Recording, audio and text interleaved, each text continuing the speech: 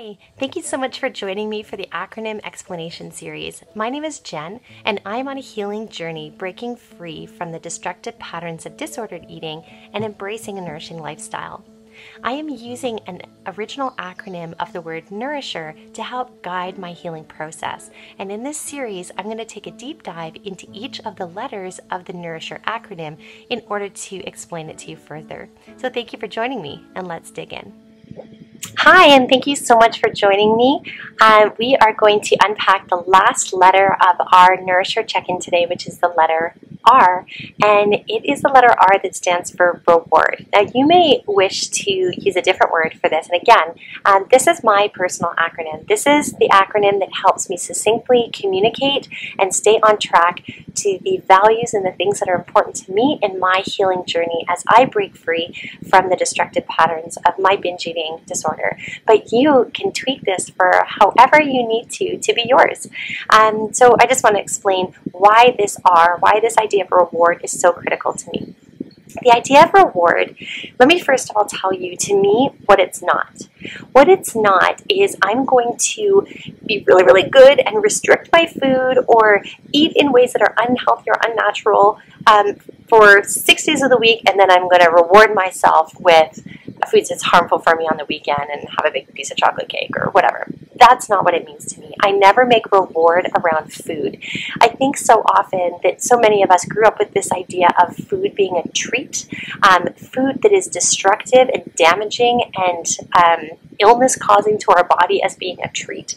And so that is such an easy thing for me to fall into, so easy for me to offer my kids treats. So I never want to reward myself with a food that is damaging to my body. That's not what reward means to me.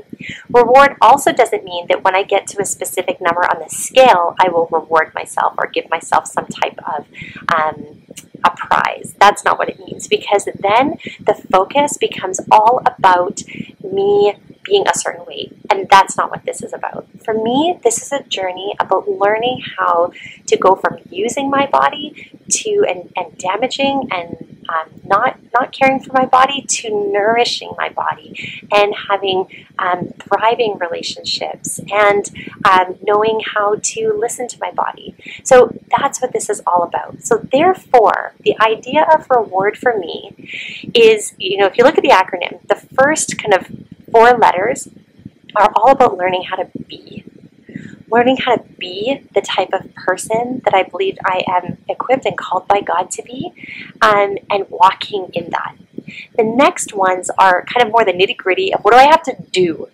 What are some of the things that I need to do in order physically, practically, to care for my body in terms of eating and sleeping and hydrating and exercise, and recognizing that those are the areas that are very easy to get hooked back into the cycle with, to obsess over, or to become dominated by.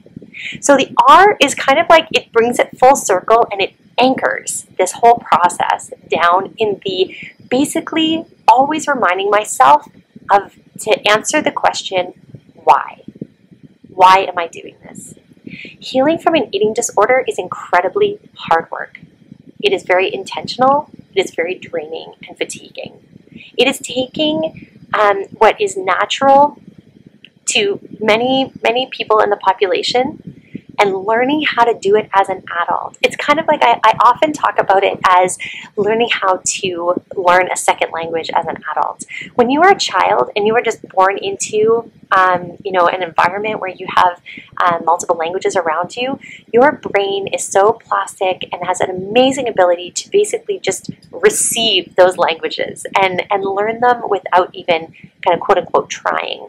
But when you're an adult, it's a much, much different process to learn a language, and it takes a lot of hard work and effort in order to do so.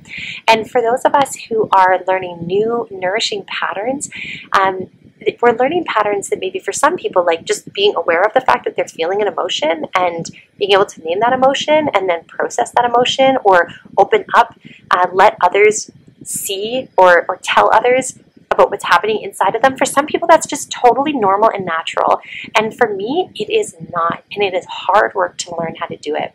So why would I go through that uncomfortability of being bad at something? I'm really bad at these things. I don't know how to do them well. So why would I go through the uncomfortability of doing things that I'm bad at, of being tired a lot, of working intentionally to do things differently than I've ever done them before? Why would I not just drive to the 7-Eleven and buy my big bag of chocolate and sit and feel that momentary relief of gorging on it? Why am I fighting those cravings and going for a walk instead? Why am I doing all this? That's what we always need to be able to answer. And that's what I need to be able to answer for myself every single day is, why am I doing this? So why am I doing this? For me, this is all about knowing what you value. Knowing that I deeply, deeply value relationships. Open and honest and authentic relationships. And I recognize that so many patterns in my life, and particularly my disordered patterns of eating, have not cause me, but they represent areas that are not authentic and they're not open and vulnerable to others. So this is something that I want to fight against. It is my main goal, or one of the biggest rewards for me, is this idea of, I have this picture in my head of imagining what it would be like to be in my, my late 70s, Lord willing, with grandchildren, small grandchildren around. And what would it be like to be able to be emotionally present and attuned to them, to be able to be physically active and healthy enough, spry enough to be able to chase them and run after them and tickle them and go down slides with them? And what would it be like to be able to provide them with some of my learnings of my strengths and weaknesses and my failures and my successes, to be able to be, a presence in their life spiritually as well, and to help be lifelong learners together with them.